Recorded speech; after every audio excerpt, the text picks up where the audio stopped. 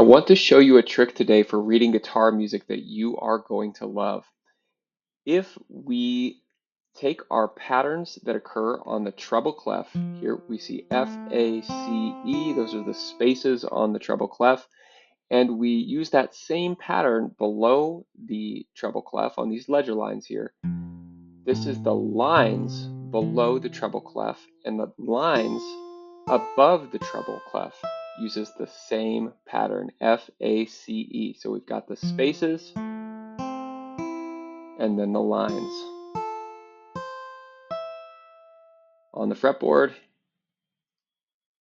we see the lines below,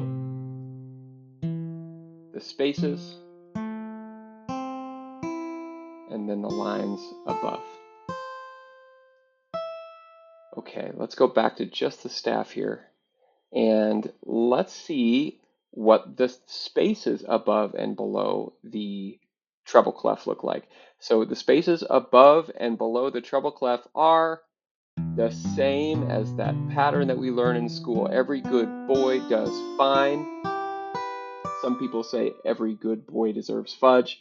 The mnemonic doesn't really matter. It's E, G, B, F. That's the lines of the treble clef become the spaces below the treble clef in between those ledger lines, and then the spaces above the treble clef. If we start here on E, then we've got that same pattern, E, G, B, D, and then there's an F up here.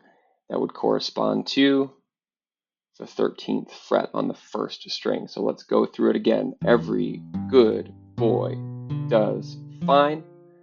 Every good boy does fine. That's the lines. Here's the spaces. Every good boy does fine. Okay, I hope this has been helpful for you. This comes from lessons and quizzes on guitarthinker.com. There are so many tools to help you learn how to read the notes on the staff, how to correspond those notes on the staff to the fretboard, and there's quizzes and badges and all sorts of great and interesting things. I hope to see you on guitarthinker.com, and see you there.